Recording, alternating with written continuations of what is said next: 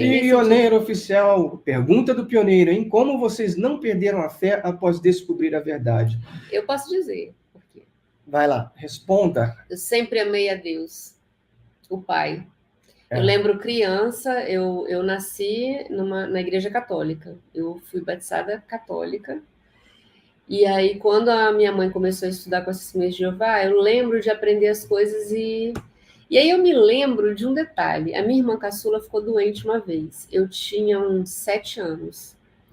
E aí, eu era católica, eu sabia as orações da igreja católica, né? Que eram repetidas.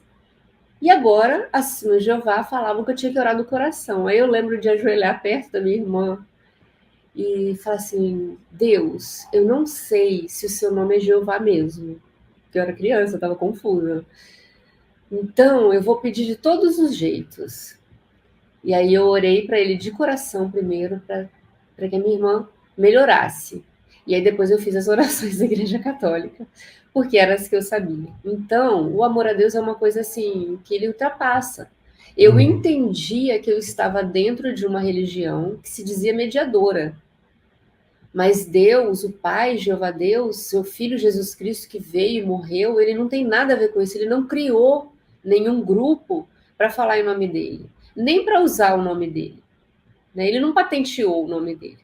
Então eu separei as coisas. E os estudantes da Bíblia, eles têm uma maneira muito mais carinhosa de falar de Jesus e do Pai, e um amor por falar da Bíblia de uma forma tão descontraída. Aquilo me atraiu muito, né? Mesmo eu não entendendo tão bem o inglês quanto eu entendo hoje, na primeira convenção que a gente foi, eu ficava assim, ó. Era intervalo, era hora do almoço, era lanche, era o tempo inteiro, e eles não estavam fazendo fita, como dizia antigamente, né? Não era uma coisa para se aparecer, porque não tinha nem necessidade disso. Eles não têm privilégio, essa coisa de... Então, eles falavam mesmo porque eles achavam interessante. Queria compartilhar os estudos. Compartilhar. Né? E a diferença de ponto de vista? Você poder dizer que acha que é uma coisa e o outro dizer que acha que é outra. Okay. Então, tudo isso me cativou muito e Jeová, para mim, é o mesmo. Jesus também. É o mesmo. E eu agradeço a ele ainda mais hoje por entender que ele não é o opressor que eu um dia cheguei a pensar que pudesse ser, enquanto eu estava dentro de uma religião que era um fardo para mim. Isso era uma coisa que eu questionava. Por que Jesus disse que a carga dele era leve e dentro das Testemunhas de Jeová é um fardo pesadíssimo, né?